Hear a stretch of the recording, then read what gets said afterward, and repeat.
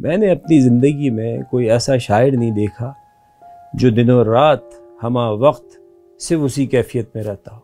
तो बनाने की कोशिश कर रहा हूँ, मान नहीं रहे, बच्चों की तरह से रूठ जाते थे। जॉन साहब को लेके हम उनके घर पहुँचे, यूँ साहब के। अब अहमद फराज, अच्छा उनको ये बताया मैंने कि रास्ते में कि जॉन भाई अहमद फराज भी हैं। कहने लगे जानी इसको आज नॉकआउट करना है।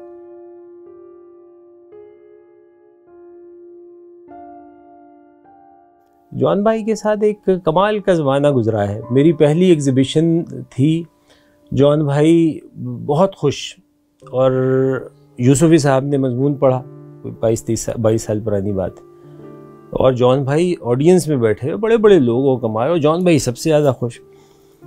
तो अनवर मकसूद ने उसको कंडक्ट किया, और मेरी उम्र हुई कोई 19-20 साल उस वक्त।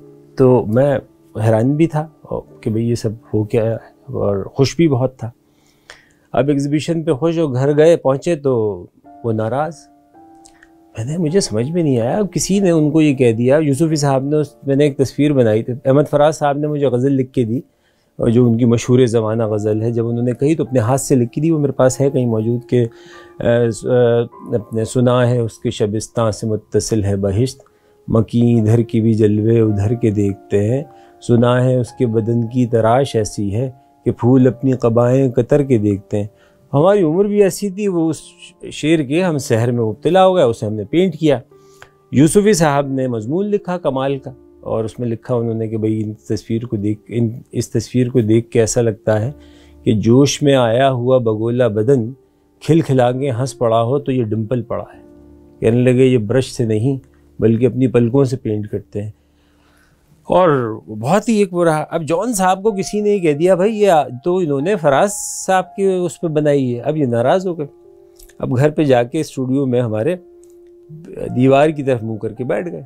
खैर मैंने गिलास इनको थमाया, शाम रात वो मगरिब का वक्त हो चुका था, तो बनाने की कोशिश कर रहा हूँ, मान नहीं रहे, बच्चों की तरह से रूठ जाते थे। दीवार की तरफ मुंह करके बैठ गए, बहुत मुश्किल से बनाया। तो फिर इतने में अनवर भाई भी आ गए, तो कहने लगे क्या हो, कहने लगे जानी उर्दू घराने का बेमिसाल मुसव्विर जब BA पास लड़के लड़कियों के पसंदीदा शायर को पेंट करने लगे तो उदासी ना हो तो क्या हो। फिर अपना कथा सुनाया उन्होंने कि जानी तेरा भाई जो बातें करता है, कभी तेरा ध्यान उस पर नहीं गया कि बात ही कब किसी की मानी है, अपनी ज़िद पूरी करके छोड़ोगी, ये जिस्म कलाई और कमर तुम सुराही ज़रूर तोड़ोगी। तो वो बड़े अजीब वाक़यात जॉन साहब के साथ रहे, बहुत ही कमाल। फिर एक ज़माना आया कि उसी दौरान में शादी वादी का जो चल रहा था, तो यूसुफ़ी साहब ने एक दिन मुझे फ़ोन किया, कहने लगे भाई जॉन साहब की क्या हाल है, तबीयत कैसी है, तो उनको लेकर आओ यार, और एक शाम रखते हैं। हम अपने महवर की जो नशिस्त होती थी उससे हट के एक शाम रखते हैं, और फराज साहब भी आए हुए हैं, ज़हरा निगाह भी हैं। तो जॉन साहब के मुआशकी की खबर बहुत तेज़ी से फैल रही है, तो उनसे सुनेंगे कि हाल वाहल क्या है।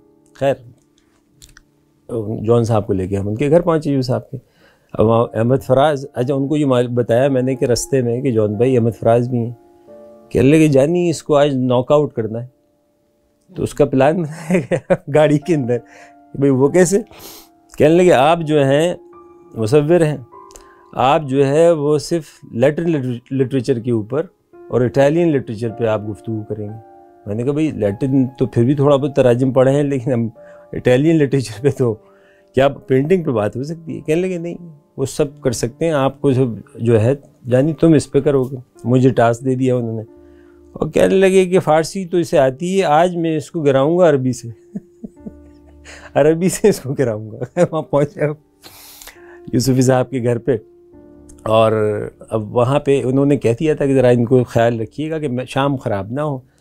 तो उनके पीने वीने पे हमने उनको कर दिया कि आपके लिए एहतमाम और इंतज़ाम रखा हुआ है घर पे। अभी यहाँ पे सिर्फ वैसी गुफ्तगू होगी और तमाम चीज़ें होंगी। अब वो वहाँ पे फराज साहब जो है उनकी दो बहुत ही करीब उनकी दोस्त थे, उनके साथ आए हुए थे। अब वहाँ पे जॉन भाई ने दोनों से बैक वक्त इज़हार इश्क फरमा दिया। एक डॉक्टर थी उनसे, और दूसरी जो खातून थी उनसे। कहने लगे भाई इश्क तो मुझे तुमसे हो गया, लेकिन शादी इनसे करूँगा। इस तरह की सूरत हाल हो गई। उस पर फराज भी थोड़े से खफा हुए और ये हुआ। थोड़ी देर करते करते फिर अपने शेर सुना उन्होंने कमाल के, बहुत ही कमाल कम के। आगही ने किया हो चाक जिसे, वो गरेबां भला सिले भी कहाँ। खुद से हम एक नफस हिले भी कहाँ, तुझको ढूंढें तो तू मिले भी कहाँ। खुश हो सीने की इन खराशों पर, फिर तनफ़ुस के ये सिले भी कहाँ। अब भाई वो सभी जो इतने हाजरीन थे, जरा आपा और सारी लोग थे, अब अपने सब उनकी शायरी और से ज़्यादा शायरी का तो अपने लुत्फ़ ले ही रहे थे, साथ में दिलचस्पी थी उनके इश्क जो किसी और खातून से चल रहा था, वो उसे भूल भाल उन दो ख़वातीन के ऊपर वो आशिक हो गए। थोड़ी देर के बाद अचानक उन्होंने क्या किया, 2 कबाब उठाए और अपनी जेब में रख लिए। अपने जो वो पहने हुए थे वास्कट, उसकी जेब में रख लिए। तो मैंने कहा ये साहब अपने जॉन भाई क्या कर रहे हैं? कहने लगे अबे अपने यूसुफी की तो कबाब है ये। तो वो इस तरह के बहुत ही कमाल अपने मज़ेदार आदमी थे, जैसे शायर थे। एक और चीज़ बड़ी अहम, चूँकि जब इंसान के साथ रहते हैं तो बड़े उसकी खामियाँ भी और जौहर भी सभी सामने आते हैं। मैंने अपनी ज़िंदगी में कोई ऐसा शायर नहीं देखा जो दिनों रात हमा वक्त सिर्फ उसी कैफियत में रहता हो। रात 3-4 बजे हड़बड़ा के उठना और जानी वो कहाँ है, कलम कहाँ है, रजिस्टर कहाँ है, और कोई मिसरा लिखना और बस सो जाना, और सुबह उठ के पता चला कि वो पूरी गज़ल हुई भी है। तो बहुत ही हर वक्त वो उसके अंदर रहते थे और कमाल के अपने सूरत हाल थी। लिखने पढ़ने हर वक्त सरहाने किताब, बगल में किताब के बगैर वो बाहर भी नहीं निकलते थे। और जो वो एक आलिम आदमी थे, शायर तो थे ही कमाल, लेकिन आलिम आदमी थे। उनसे आप फ़लसफ़े पे गुफ्तगू करें तो वो अपने आप को यानी मैं आपको एक छोटा सा वाक़या बताऊं कि मैंने अपना एक स्केच दिखाया।